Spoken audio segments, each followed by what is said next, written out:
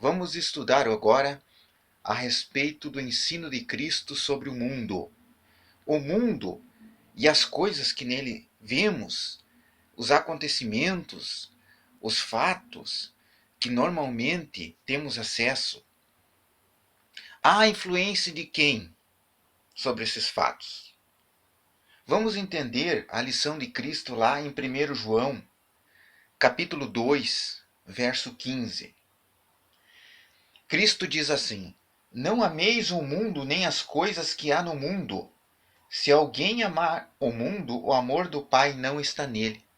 Verso 16 do 1 João, capítulo 2, verso 16. Porque tudo que há no mundo, tudo, vejamos, ele não colocou exceções. Tudo que há no mundo. Aí Cristo especifica mais detalhadamente, vírgula, a concupiscência da carne, o desejo da carne. A concupiscência dos olhos, o desejo dos olhos.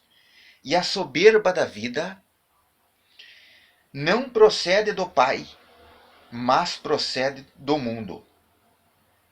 Verso 17 do 1 João, capítulo 2. Ora, o mundo passa, bem como a sua concupiscência, ou seja, bem como o seu estímulo, os estímulos que o mundo exerce sobre nós.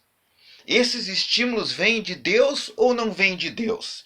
É isso que Cristo está ensinando. Que o mundo, com todo esse seu glamour, com toda essa sua influência, com todo esse seu estímulo para as pessoas, esse mundo passa. Bem com a concupiscência, o desejo que esse mundo provoca sobre o ser humano, também passa. Porém, quem faz a vontade de Deus permanece eternamente. Ou seja, ele está dizendo aqui que o que prevalece é a vontade de Deus. A vontade de Deus é eterna. E aquele que faz a vontade de Deus permanece eternamente e não vai passar juntamente com o mundo, e com os desejos, e com as influências do mundo, e com as interferências que o mundo faz na vida de cada um. Então nós estamos sofrendo estímulos de toda parte. Porque estamos no mundo, estamos sendo estimulados e influenciados por esse mundo através do que? Da concupiscência, do desejo. O desejo carnal, o desejo da carne, o desejo causado pelo olhar, desejo dos olhos, e a soberba da vida, o orgulho, muitas vezes a arrogância. Isso são os desejos, provocam orgulho, arrogância nas pessoas, ambição, demasiadamente, uma exploração dos mais fracos. Nós temos visto isso aqui no ensino de Cristo lá em 1 João capítulo 2, verso 15 ao 17. Então a influência do mundo sobre as pessoas. Mas João vai além. João ele escreveu algo lá no capítulo 5, verso 19, para nos preocupar. No capítulo 5, verso 19, João diz assim, ele coloca o ensino de Cristo da seguinte forma: sabemos que somos de Deus, e agora é a surpresa, e que o mundo inteiro jaz no maligno. O que João colocou aqui, que é ensino de Cristo, é que o mundo inteiro é do maligno. Então, a concupiscência dos olhos, que Cristo falou lá em 1 João 2,15, 2,16, a concupiscência da carne, a concupiscência dos olhos, a soberba da vida, não vem de Deus. Não procede do Pai, mas procede do mundo. E o mundo, lá em verso 19, 1 João, capítulo 5, verso 19, o mundo inteiro é do maligno. Então nós temos que nos blindarmos das influências desse mundo.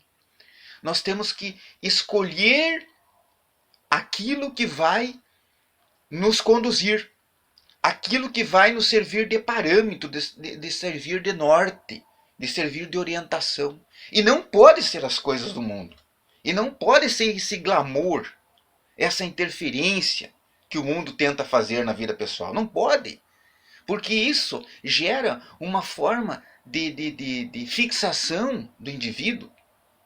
Ele fica ali vivendo aquela vida e sendo influenciado pelas coisas do mundo, e cada vez mais afastando dos caminhos do Senhor. Esse que é o perigo. A influência que o mundo exerce sobre as pessoas, sobre nós cristãos, pode nos afastar e nos levar a pecar e nos manter presos pelo pecado. Porque o pecado gera o cativeiro, gera escravidão, como o próprio Cristo ensinou. Cristo diz assim: vós sois escravos do pecado. E ele veio para nos libertar. E como é que Cristo nos liberta? Ele colocou uma doutrina, colocou um caminho que nada mais é do que o ensino do Pai, o ensino de Deus. E esse ensino nos leva mais próximo ao Criador. E nos afasta das coisas, dessa concupiscência da carne, da concupiscência dos olhos, da soberba da vida, de tudo que é ruim que o mundo possa influenciar. O caminho de Cristo, o ensino de Cristo, a doutrina de Cristo nos afasta, tende a nos afastar das coisas ruins e nos levar mais próximo de Deus. É isso que o Cristo ensinou, o caminho dele. É por isso que nós temos que ter ele como nosso Salvador e nós temos que ter ele também como nosso Redentor. Através dele, a palavra de Deus diz, nós obtemos o perdão dos pecados e nós podemos ter acesso ao Pai e à vida eterna. Vamos entender sobre esse assunto também o que Paulo falou lá em Efésios capítulo 6, verso 11, 12 e 13. Efésios capítulo 6, verso 11. Revesti-vos de toda a armadura de Deus para poderes ficar firme contra as ciladas do diabo. Olha só o conselho do apóstolo Paulo. Verso 12, capítulo 6 de Efésios.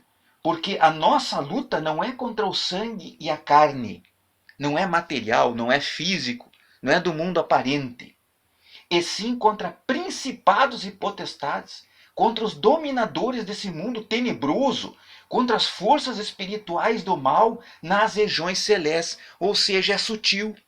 É o mundo espiritual, é o mundo não visível. Paulo está dizendo que nós não combatemos no mundo visível.